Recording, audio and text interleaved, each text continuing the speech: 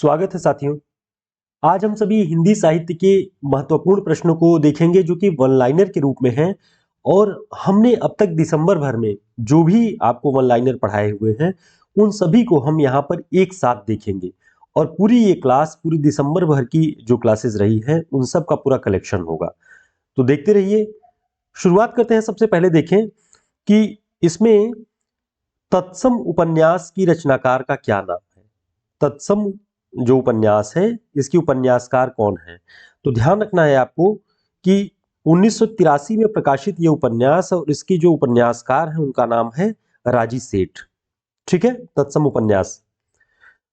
अगला पॉइंट है भूरि भूरि खाक धूल। हमने इसके विषय में भी कई बार पढ़ा है, कई बार हमने इसके ऊपर डिस्कस किया हुआ है। 1980 में प्रकाशित ये रचना है और इसके रचनाकार कौन है, मुक्तिबोध। तो मुक्तिबोध की रचना है भूरि भूरि खाक धूल। काव्य संग्रह है, चांद का मुंह टेढ़ा है और भूरि भूरि खाक धूल। ठीक है। अगला पॉइंट देखते हैं, जमीन पक रही है। जमीन पक रही है किस विधा की रचना है। तो यहां आपको ध्यान रखना है ये काव्य संग्रह है, कविताओं का पूरा संग्रह है। और किसकी कविताओं का संग्रह है, तो ये आपको ध्यान रखना है केदारनाथ सिंह। जमीन पक रही है, अभी बिल्कुल अभी, यहां से देखो। तो इस तरह के जो काव्य संग्रह हैं वो सभी किसके हैं, केदारनाथ सिंह के। अगला पॉइंट देखते हैं, नामवर सिंह के अनुसार परिंदे कहानी किस प्रकार की कहानी है। तो आपको ध्यान रखना है कि यह नई कहानी धारा की पहली कहानी मानी जाती है। नई कहानी धारा की पहली कहानी कौन सी मानी जाती है, तो आपको ध्यान रखना है परिंदे। और इसके कहानीकार हैं निर्मल वर्मा। अगला पॉइंट है, संवेदनात्मक ज्ञान और ज्ञानात्मक संवेदन, इसका संबंध किस काव्य धारा से है। ये बहुत प्रसिद्ध टर्म है नई कविता धारा के संदर्भ में, जो कि मुक्तिबोध ने दिया कि ज्ञान संवेदनात्मक हो और ज्ञानात्मक संवेदन, संवेदन में भी ज्ञानात्मकता हो। तो इस तरह के टर्म्स को यूज सबसे पहले नई कविता के संदर्भ में 1954 में किया गया। और इसको इस अवधारणा को देने वाले कौन थे, मुक्तिबोध थे। ये बात भी आपको ध्यान रखनी है। अगला पॉइंट है, हिंदी निबंध का आरंभ किस शती में हुआ। तो ध्यान रखेंगे, हिंदी की जो निबंध परंपरा है उसका आरंभ कब हुआ है, 19वीं शती में हुआ है। ध्यान रखेंगे ध्यान से, है ना। अगला पॉइंट देखते हैं अपना, केदारनाथ सिंह का संबंध किस काव्य धारा से है। केदारनाथ सिंह का संबंध किस काव्य धारा से है, तो ध्यान रखना है आपको प्रयोगवाद के सप्तक में ये है। लेकिन कौन सा सप्तक रहा है प्रयोगवाद का, तो ध्यान देंगे तीसरा सप्तक। तीसरा सप्तक का समय क्या रहा है, 1959 ईस्वी। ठीक है।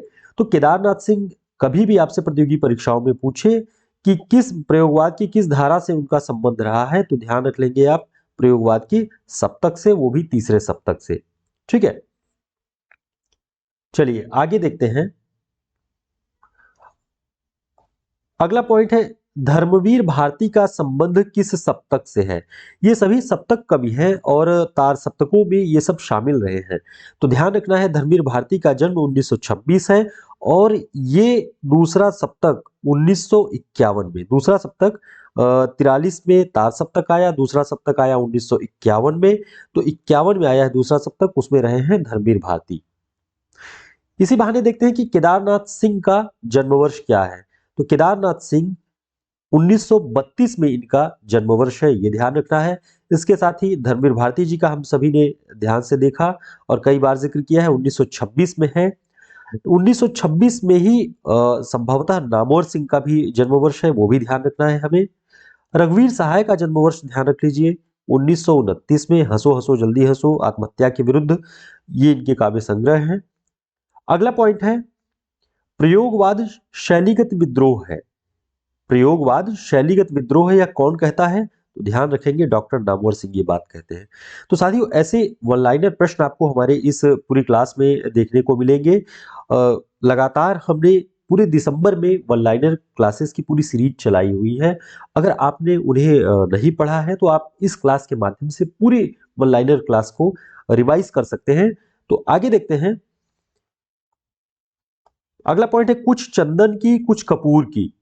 ये 1971 में प्रकाशित निबंध संग्रह है। विधा भी आपको ध्यान रखना है साथ साथ में कि निबंध संग्रह है, और ये निबंध संग्रह किसका है? विष्णुकांत शास्त्री जी का। अगला पॉइंट देखते हैं कला का जोखिम। एक बहुत प्रसिद्ध पुस्तक है कला का जोखिम, 1981 में प्रकाशित है। ये भी निबंध संग्रह की पुस्तक है, और इसके निबंधकार कौन है? निर्मल वर्मा। तो कला का जोखिम किसकी पुस्तक है? निर्मल वर्मा की, 1981 में। याद रखेंगे। रिवीजन की ये क्लास लगातार चल रही है। जो लोग चैनल को सब्सक्राइब नहीं किए हैं सब्सक्राइब कर लें, क्योंकि लगातार हम वन लाइनर क्लासेस के माध्यम से आप सभी की तैयारी में योग देने का प्रयास कर रहे हैं। तो भूलने के विरुद्ध 1990 ईस्वी में प्रकाशित है, और यह पुस्तक किसकी है? रमेश चंद्र शाह की। अंधकार में अग्निशिखा एक पुस्तक है, अंधकार में अग्निशिखा, ये किसकी है? ध्यान रखेंगे 1998 में कुबेरनाथ राय जी की ये पुस्तक है, अंधकार में अग्निशिखा। अगली रचना है वाणी का क्षीर सागर। वाणी का क्षीर सागर 1998 में प्रकाशित है, और ये किसकी पुस्तक है? कुबेरनाथ राय की, वाणी का क्षीर सागर। अगली रचना है कुछ नीति कुछ राजनीति। ये सारी ऐसी महत्वपूर्ण रचनाएं हैं जो कि रामचंद्र तिवारी जी की पुस्तक में मिलेगी, नगेंद्र जी की पुस्तक में मिलेगी, और प्रामाणिक ढंग से हमने इसे उठाया हुआ है, ताकि यहाँ पे आप जो जिन रचनाओं के सन भी देखते हैं, गलतियां मिल जाती हैं, वो सारी प्रॉब्लम्स न आए आपके साथ। तो कुछ नीति और कुछ राजनीति 1984, ये किसकी पुस्तक है? भवानी प्रसाद मिश्र जी की। देखते हैं अगला पॉइंट, जिन्होंने मुझे रचा। जिन्होंने मुझे रचा 1988 में, ये किसकी पुस्तक है? ये भी भवानी प्रसाद मिश्र जी की पुस्तक है। दिल्ली मेरा परदेश। दिल्ली मेरा परदेश 1978 में प्रकाशित ये पुस्तक किसकी है? ध्यान रखेंगे रघुवीर सहाय की। अभी इनके काव्य संग्रहों के विषय में हमने बात की, हंसो हंसो जल्दी हंसो, आत्महत्या के विरुद्ध, और दिल्ली मेरा परदेश नाम से 1978 में रघुवीर सहाय जी ने पुस्तक लिखी हुई है। भारत में अंग्रेजी राज और मार्क्सवाद, ये दो भागों में है, और ये किसने लिखा है? रामविलास शर्मा जी ने। बहुत महत्वपूर्ण पुस्तक है, इसे ध्यान रखेंगे। अगली रचना का नाम है विराम चिन्ह। ये 1985 में प्रकाशित है। किसका निबंध संग्रह है? ये भी निबंध संग्रह है। लगभग ये सारी रचनाएं जितनी हम देख रहे हैं ये सब निबंध संग्रह है। तो विराम चिन्ह नाम से 1985 में निबंध संग्रह किसका आया है? रामविलास शर्मा जी का। तो रामविलास शर्मा जी के दो निबंध संग्रहों की यहाँ पे बात हमने की, विराम चिन्ह और भारत में अंग्रेजी राज और मार्क्सवाद। ठीक है, अगला देखते हैं पॉइंट अपना। उसके पहले साथियों, इस तरह के सभी वन लाइनर नोट्स आपको हमारे हिंदी साहित्य के शॉर्ट नोट्स में मिल जाएंगे, जो कि हमने लगातार 3 वर्षों से आप सभी को जितने वन लाइनर क्लासेस पढ़ाई है सबका कलेक्शन आपको इसमें मिलेगा। और साथ ही यूपीएचसीएससी हिंदी साहित्य का ये नोट्स भी है, जिसमें यूपी हायर की रचनाओं में जो सिलेबस में जो रचनाएं लगी हुई थी उन सभी का वन लाइनर नोट्स है, जिसे आप क्विक रिवीजन के रूप में प्रयोग कर सकते हैं। लिखित परीक्षाओं के लिए भी आप इसका इस्तेमाल कर सकते हैं, इसका अध्ययन कर सकते हैं। साथ ही लिखित परीक्षाओं को ध्यान में रखते हुए 100 महत्वपूर्ण प्रश्नों का पूरा कलेक्शन हमने किया हुआ है, जो कि कई आयोगों में पूछे गए प्रश्न उत्तर हैं, और उत्तर का पैटर्न कैसे लिखा जाए उसका भी एक नमूना आपको दिखाई पड़ेगा। तो ये नोट्स भी आप हमारे इस व्हाट्सएप नंबर पर संपर्क करके ऑर्डर कर सकते हैं। देखते हैं अगला पॉइंट। ये सारे पॉइंट्स हमारे हैं समालोचना से जुड़े हुए। देखते हैं पहला पॉइंट है समालोचना का, हजारी प्रसाद द्विवेदी की पहली आलोचनात्मक पुस्तक कौन सी है? तो ध्यान रखेंगे सूर साहित्य नाम से उन्होंने जो पुस्तक लिखी 1930 में, हजारी प्रसाद द्विवेदी जी की पहली आलोचनात्मक पुस्तक मानी जाती है। इन्हीं की एक और पुस्तक है हिंदी साहित्य की भूमिका। हिंदी साहित्य की भूमिका का प्रकाशन वर्ष क्या है? 1940। तो 1930 में सूर साहित्य नाम से पुस्तक लिखते हैं, जो कि उनकी पहली आलोचनात्मक पुस्तक है। उसके बाद हिंदी साहित्य की भूमिका 1940 में। एक रचना है काव्य दर्पण। काव्य दर्पण 1947 में प्रकाशित रचना है, और यह सैद्धांतिक आलोचना की पुस्तक है। तो यह पुस्तक है किसकी? राम दहीन मिश्र जी की है। ठीक है, अगला पॉइंट है रस सिद्धांत और सौंदर्य शास्त्र। रस सिद्धांत और सौंदर्य शास्त्र नामक पुस्तक के लेखक कौन है? तो ध्यान रखिए निर्मला जैन जी की पुस्तक है रस सिद्धांत और सौंदर्य शास्त्र। साथियों, अगला पॉइंट है हमारा, हजारी प्रसाद द्विवेदी जी की पुस्तक कबीर का प्रकाशन वर्ष क्या है। कबीर को जिस तरह से हिंदी साहित्य में उपेक्षित किया गया, उनके ऊपर विचार नहीं किया गया, हिंदी साहित्य के इतिहास में उन्हें अटपटी वाणी का कवि कहा गया, सधुकड़ी भाषा, तमाम तरह की चीजें कही, लेकिन कबीर को व्यवस्थित ढंग से अगर हिंदी साहित्य में किसी ने स्थापित किया तो हजारी प्रसाद द्विवेदी जी ने अपनी इस कबीर नामक पुस्तक से, जो कि 1941 में 1941 में प्रकाशित हुई है। तो 1940 में हमने देखा हिंदी साहित्य की भूमिका, और 1941 में कबीर नाम की पुस्तक हजारी प्रसाद द्विवेदी जी लिख के कबीरदास को स्थापित करते हैं हिंदी साहित्य में। अगली रचना है जनांतिक। जनांतिक 1981 में प्रकाशित एक समीक्षा पुस्तक है, ध्यान रखेंगे। और इस पुस्तक के लेखक हैं नेमिचंद्र जैन। बहुत रंग दर्शन, जनांतिक, ये बहुत प्रसिद्ध पुस्तकें हैं नेमिचंद्र जैन जी की।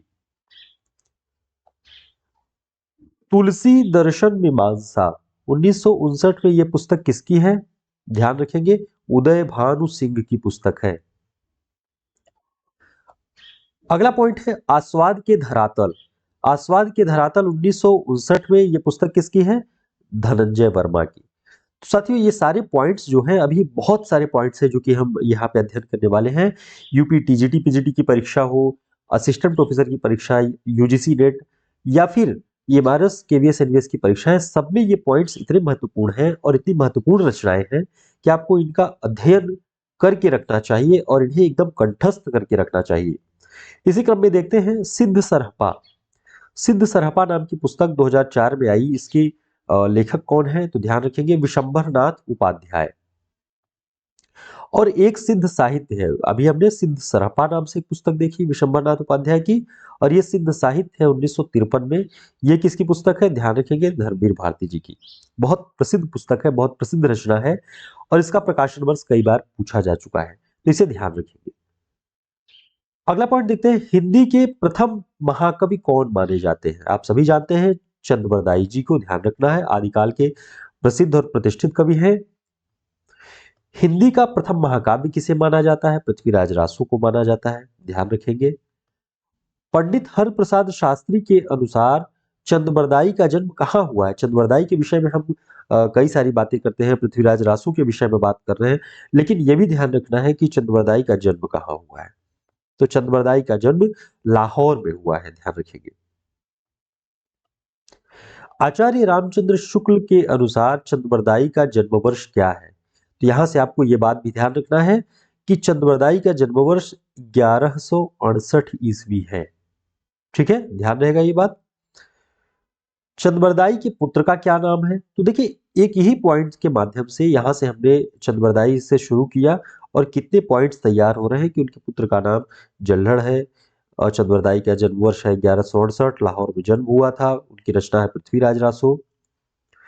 आगे देखते हैं, पृथ्वीराज रासो को अप्रामाणिक ग्रंथ मानने वाले विद्वान कौन कौन है।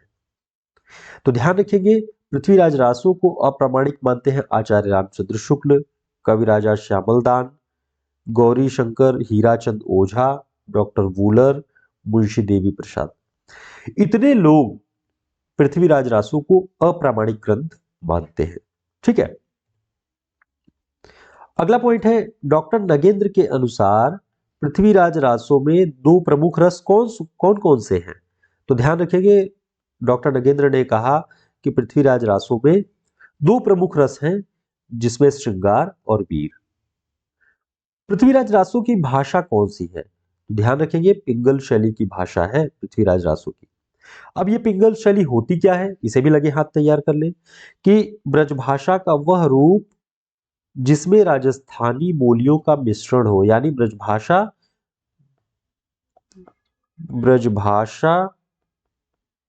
प्लस राजस्थानी। ठीक है, तो जहां ब्रजभाषा और राजस्थानी का योग होगा, मिश्रण होगा, वो पिंगल शैली कहलाती है। ठीक है, डॉक्टर नगेंद्र की पुस्तक के अनुसार पृथ्वीराज रासो कितने प्रकार के छंदों में लिखा गया है। तो ध्यान देंगे, नगेंद्र जी की पुस्तक में लिखा है कि लगभग 68 प्रकार के छंदों में पृथ्वीराज रासो लिखी गई है। सन 1875 ईस्वी में डॉक्टर वूलर ने पृथ्वीराज विजय नामक ग्रंथ के आधार पर पृथ्वीराज रासो को अप्रामाणिक रचना घोषित किया। कई बार ये प्रश्न पूछा गया है कि किस रचना के आधार पर वूलर ने पृथ्वीराज रासो को अप्रामाणिक घोषित किया है। तो वो रचना है पृथ्वीराज विजय। और ये पृथ्वीराज विजय है किसकी? जयानक की। ठीक है, जब ये कश्मीर से ये रचना प्राप्त हुई तो इसी के आधार पर डॉक्टर वूलर ने सन 1875 ईस्वी में घोषित कर दिया कि पृथ्वीराज रासो अप्रामाणिक ग्रंथ है। तो साथियों, इस तरह के सभी वन लाइनर प्रश्न हमने पूरे दिसंबर भर में पढ़ा हुआ है, और दिसंबर की पूरी क्लासेस आप यदि आपने नहीं देखा है तो क्रम से आप पूरे वन लाइनर सीरीज को, जो कि वन लाइनर रामबाण के रूप में हमने चलाया हुआ है, आप उसे जाके अध्ययन कर सकते हैं। आप सभी की परीक्षाओं में बहुत महत्वपूर्ण योग देगा ये पूरे के पूरे वन लाइनर सीरीज। तो लगातार बने रहें और चैनल को सब्सक्राइब कर लें। अगर आपने वीडियो को लाइक नहीं किया तो लाइक कर लें। हम लगातार अपनी क्लासेस के माध्यम से आपकी सभी प्रतियोगी परीक्षाओं में तैयारी का साथ देते रहेंगे। फिर मिलते हैं एक नई क्लास में, तब तक के लिए नमस्कार, शुभकामनाएं।